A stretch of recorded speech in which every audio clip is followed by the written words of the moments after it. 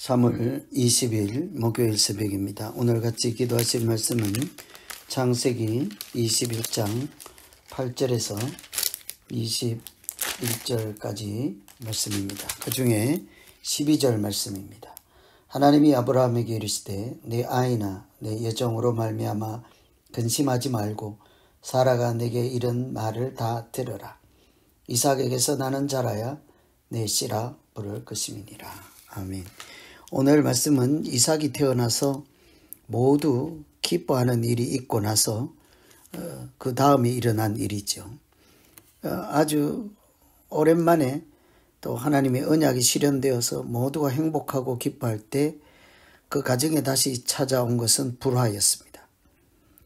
좋은 일이 있으면 항상 나쁜 일이 또 생기는 것은 성경에서도 마찬가지였습니다. 이삭이 태어나서 얼마나 좋아했습니까? 나를 웃게 하셨다고 하였습니다. 그런데 곧이어 이스마엘과 이삭 사이에 이렇게 문제가 생긴 것, 그것 또한 연회를 베푸는 좋은 날이었죠. 연회를 베푸는 날에 이스마엘이 이삭을 희롱하는 일이 생겼습니다. 과거에 하갈이 사라를 멸시하고 이렇게 무시해서 한번 집을 쫓겨났던 일이 있었죠. 이번에는 하갈이 아니라 하갈의 아들인 이스마엘이 이삭을 조롱해서 또 가정에 불화가 한바탕 일어나게 된 것이죠. 이렇게 갈등이 있었고 문제가 있을 때 하나님은 어떻게 하실까요?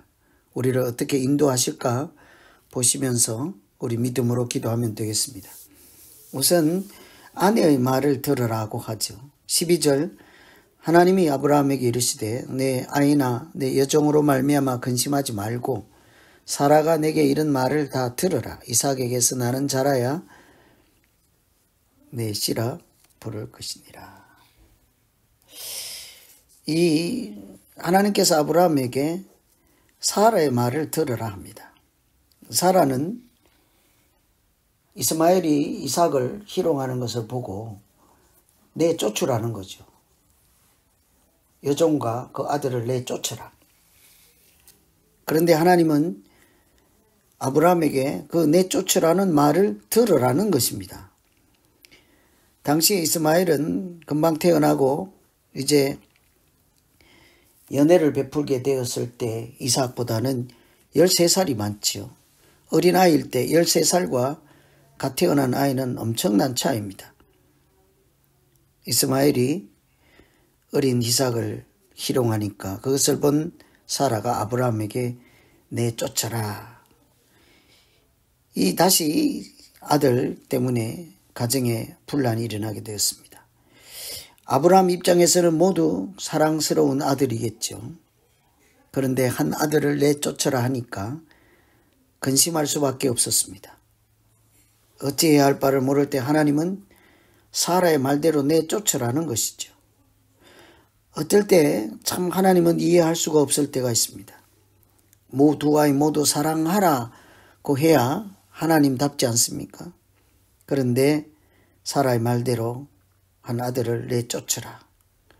세상적인 이치로는 참 판단하기가 쉽지 않습니다. 그런데 하나님이 사라의 말대로 하라 하는 것은 사라가 하는 말이라서가 아닙니다. 그 말의 내용이 하나님의 뜻과 같기 때문인 거죠. 사라가 그렇게 주장하는 것은 종의 아들 이스마엘과 이삭이 함께 기업을 얻지 못하리라. 하나님께서도 이삭에게서 난 자라야 내 씨라 한다고 하시지 않습니까? 약속의 아들입니다. 그래서 우리는 여자가 말하든 아이가 말하든 누가 말하든 그것이 하나님의 말씀에 합당하고 하나님의 말씀일 때는 그 말하는 사람의 입을 보지 않고 그 말하는 사람이 누군가를 보지 않고 그 말의 내용에 따라 하나님의 뜻에 순종하는 것이 믿음으로 살아가는 것일 것입니다.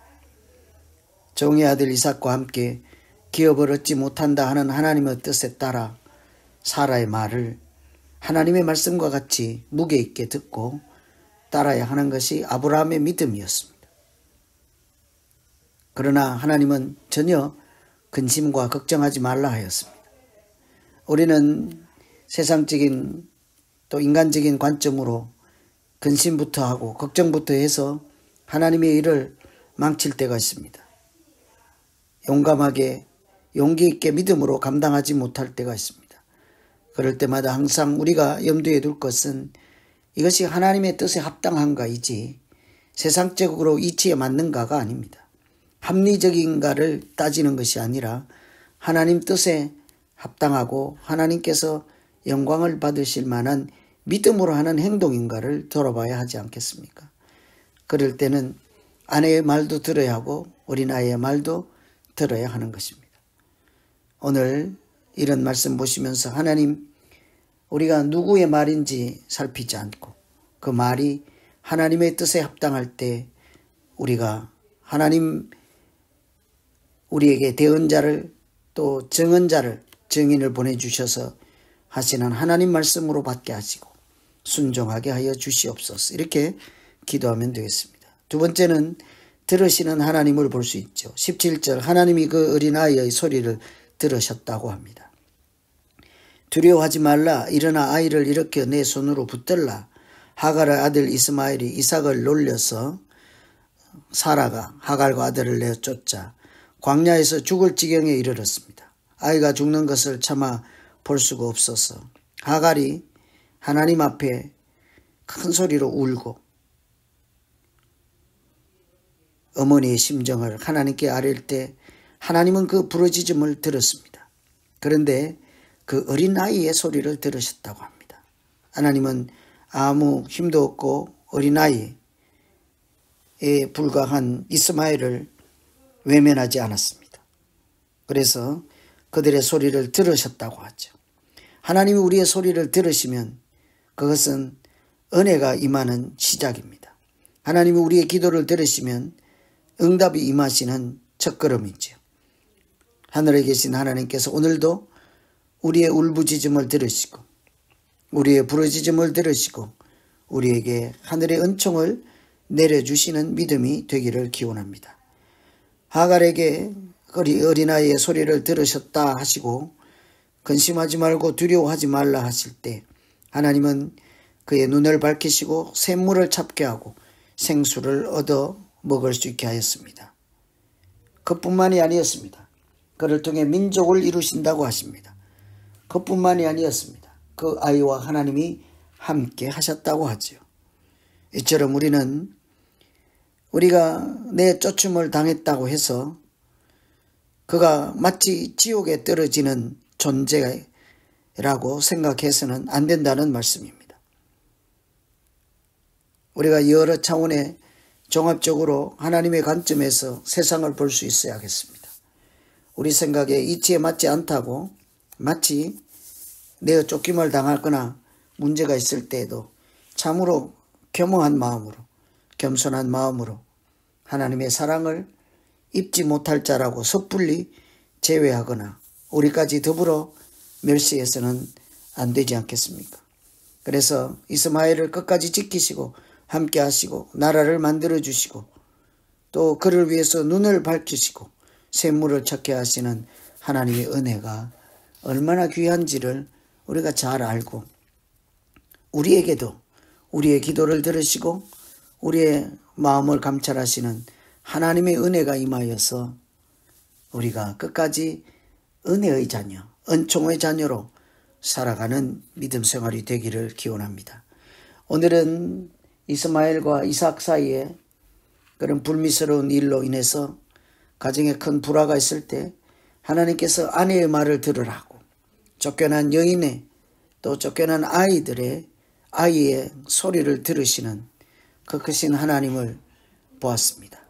섣불리 우리가 하나님의 사랑을 축소하지 아니하고 하나님의 뜻을 왜곡하지 않으면서 하나님께 영광을 돌리고 우리도 은총 가운데 은혜 가운데 머무는 믿음 생활이 되기를 기원합니다. 오늘 이런 말씀 붙잡고 이제 같이 각자의 믿음을 돌아보며 기도하겠습니다. 하나님 아버지, 이스마엘이 이삭을 희롱하다 쫓겨났다고 해서 그가 마치 천국에서 쫓겨난 것처럼 우리도 덩달아 내 쫓긴 자라고 섣불리 멸시하지 않게 하시고 언제나 하나님의 마음으로 긍휼한 마음으로 세상을 바라보며 이웃을 대할 수 있는 넉넉한 마음, 살아있는 믿음, 참된 믿음을 허락하여 주시옵소서.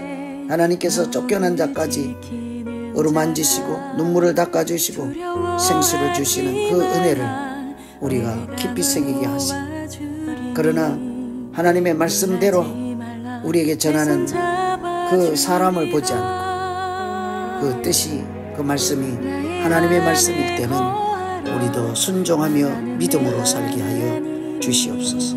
예수님 이름으로 기도하옵나이다. 아멘.